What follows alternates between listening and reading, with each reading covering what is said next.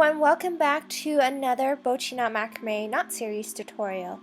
We will be going over two knots today combined into one, and that is a reverse lark's head knot plus half hitch. If you guys know what a lark's head knot is, then the reverse lark's head knot is just the opposite of that. So starting the knot under and over instead of over and under.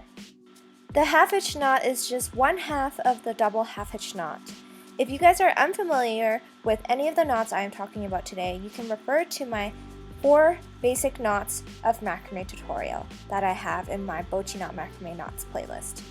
And with that, let's begin. To practice this knot, you will need an object such as a wooden dowel and a long strand of cotton cord.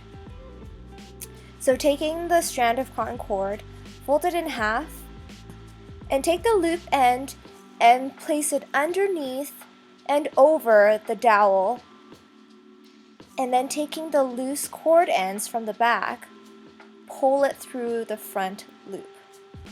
Pull on the cords to tighten. I find this knot very useful, especially when making macrame flowers, and I need more space in between the vertical cords rather than just making a lark's head or reverse lark's head knot. You'll see once there is some space in between the vertical cords that it is easier to make other knots on top or in between the vertical cords, such as vertical double half hitch knots.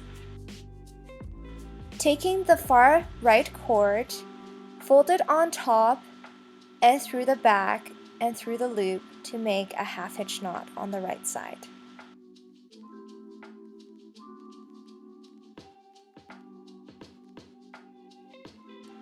Then repeat on the left side, mirroring what we just did on the right by folding the left cord on top, through the back and through the loop. Pull on the cord to tighten. And we have now completed the reverse lark's head plus half hitch knot. I hope you guys enjoyed this tutorial. Let me know if you have any questions in the comment section below, and I'll see you guys next time.